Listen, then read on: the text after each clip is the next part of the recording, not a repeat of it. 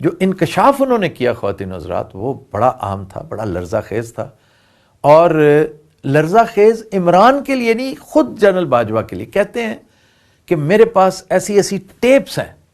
کہ جب یہ میرے پاس آیا کرتا تھا اور مجھے کہتا تھا کہ آپ نے نواز شریف کو کیا شاندار شکنجے میں آپ نے پھانسا ہے، اور اب آپ اس کو یہ کر دیں، اب آپ اس کو وہ کر دیں، تو میں تو یہ چیزیں ریکارڈ کرتا تھا۔ اب میں نے کہا بھی جنرل صاحب یہ بات آپ نے غور کیا ہے کہ یہ آپ کے کتنے خلاف جائے گی؟ کہتے میں نہیں اب گھبراتا، میں نہیں ڈرتا، جس کا مطلب یہ تھا کہ وہ بالکل ہی بہت غصے کی آخری سٹیج پہ پہنچے ہوئے تھے، جس پر میں نے باقاعدہ اپنے آج ویلاگ میں ان کے لیے دعا کی ہے کہ ایسی چیزیں آپ کو بہت پریشان کر سکتی ہیں الٹیمیٹلی۔ اگر آپ فٹ ہیں تو فٹ رہیں، اس ایج میں تو آپ کو رسک نہیں لینا چاہیے اس طرح کے معاملات کا۔ تو کہنے لگے کہ میرے پاس ایسی ایسی اس کی چیزیں جو میں نے ریکارڈ کی ہوئی ہیں، خود ریکارڈ۔ اچھا مجھے اس سے لگا کہ جنرل صاحب چھوٹے سے جیمز بانڈ بھی ہیں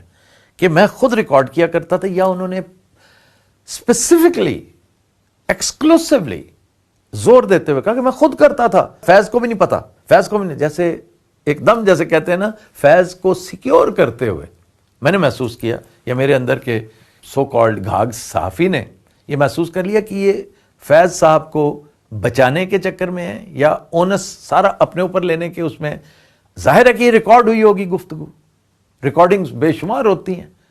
تو کہنے لگے کہ فیض کو بھی نہیں پتا، میں خود کرتا رہا ہوں، میں نے خود کیا، خود کروایا ریکارڈ، اور میرے پاس بہت ساری چیزیں جو میں پھر بتاؤں گا، پھر میں ریویل کروں گا کہ یہ کتنے پانی میں ہے۔ یہ میں نے کہا جنرل صاحب، بڑے افسوس سے میں نے مثال دی کہ جو آڈیو اس کی لیک ہوئی ہے کچھ عرصہ پہلے، مجھے بہت دکھ ہوا، بڑی شرم آئی وہ باتیں سن کر، وہ سچی ہیں جھوٹی ہیں جو بھی ہیں، لیکن بیڈ ٹیسٹ ہے میرا۔